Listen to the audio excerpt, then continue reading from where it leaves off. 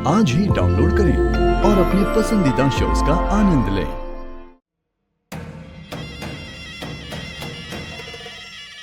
दीदी, क्या हुआ दीदी?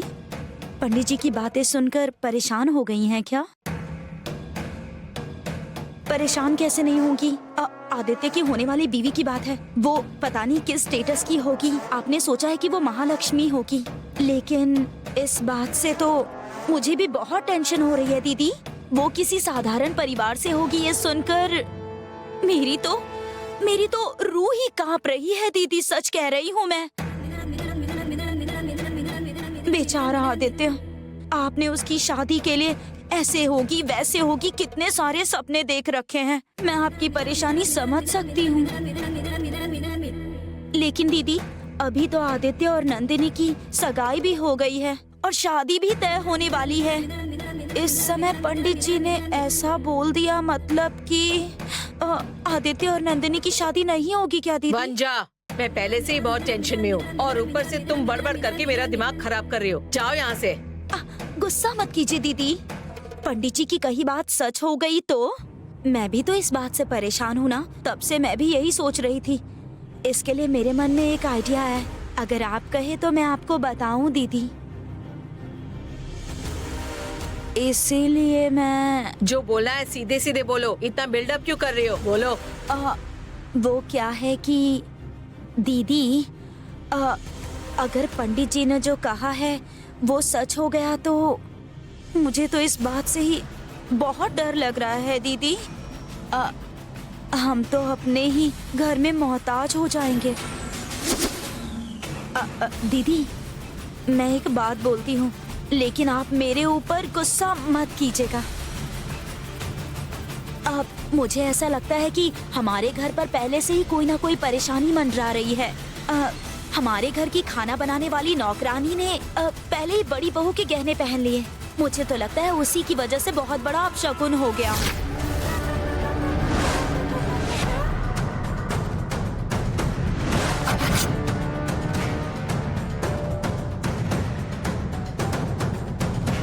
और आदित्य के लिए जब हम लड़की की फोटोज देख रहे थे तो सोचिए पार्वती की फोटो उसके बीच में कैसे आ गई।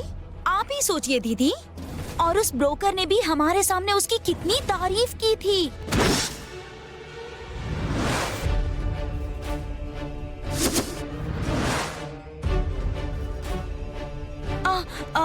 लेकिन उस दिन के बाद आदि के बर्थडे पर हम नंदिनी का इस घर में बहू बन के आने का इंतजार कर रहे थे। आपको याद है ना? और आपने जो अपनी बहू के लिए तय की थी, उस जगह पर कौन आकर खड़ी हुई? पार्वती ही आकर खड़ी हुई थी ना।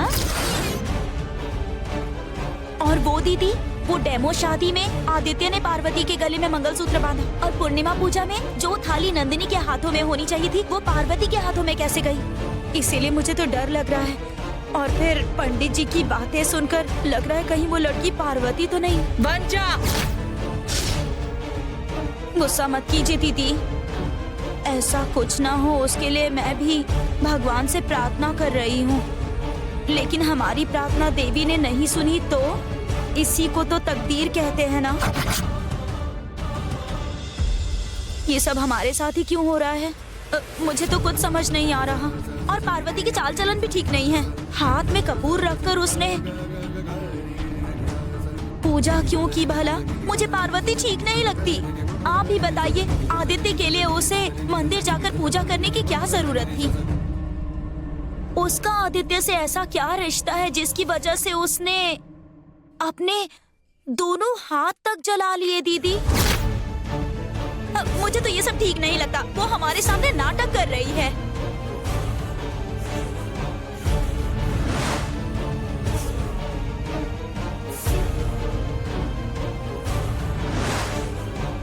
आदि की तबीयत खराब थी, इसीलिए उसने हाथ में कपूर जलाकर पूजा भी की और उसी पूजा की वजह से शायद उसके हाथ जल भी गए दीदी, या फिर गरम कुंड को हाथ में उठाकर पूजा की होगी। जो भी कुछ किया होगा दीदी, लेकिन ये सब करने की जरूरत थी क्या?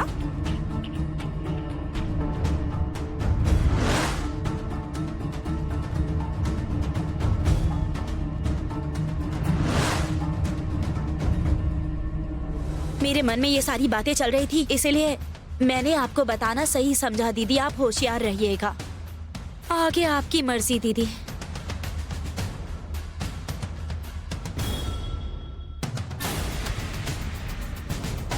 राज राजेश्वरी के दिल में चिंगारी तो लगा दी है मैंने, अब उस चिंगारी से जल के भस्म हो जाएगी पार्वती।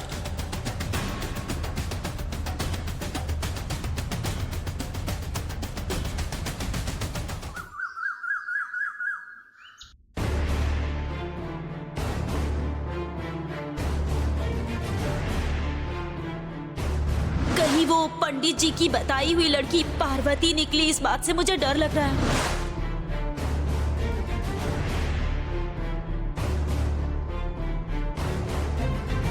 लेकिन एक बात बता दूं कि वो लड़की आपकी पसंद की नहीं होगी।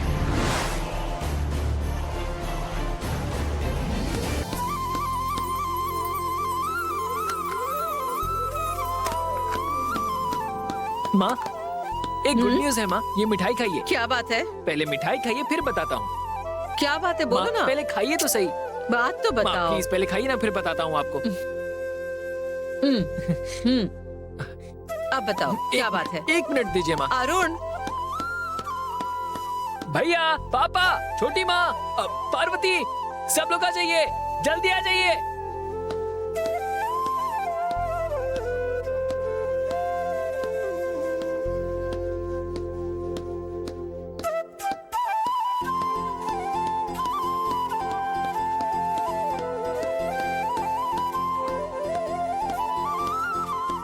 क्या हुआ, इतना चिल्ला क्यों रहा है? कोई गुड न्यूज है क्या? हाँ भैया, गुड न्यूज है, लेकिन पहले मिठाई खाइए।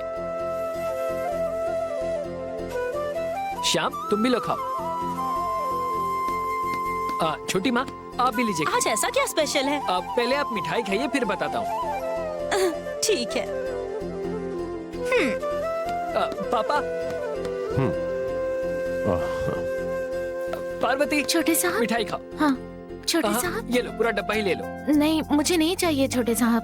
पार्वती, तुम इसे ले लो ना, कोई बात नहीं है। लो पकड़ो, रखो इसे अपने पास। ए अरुण, ये सबको स्वीट क्यों खिला रहा है? पहले बता तो सही। भैया बताता हूँ ना। वैसे आपने मेल चेक किया या नहीं? जिस इंटरनेशनल कंपनी के सामने आपने और पार्वती ने डेमो शादी करके पेपर साइन किए थे ना, उन्हें बहुत बड़ा प्रॉफिट हुआ है भैया।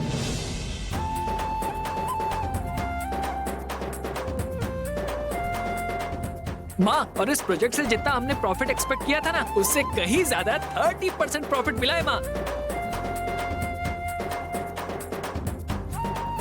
माँ, और सिर्फ इतना ही नहीं, क्लाइंट का कहना है कि ये प्रॉफिट भैया और पार्वती की डेमो शादी की वजह से ही पॉसिबल हुआ। बेकार की बातें कर रहा है ये।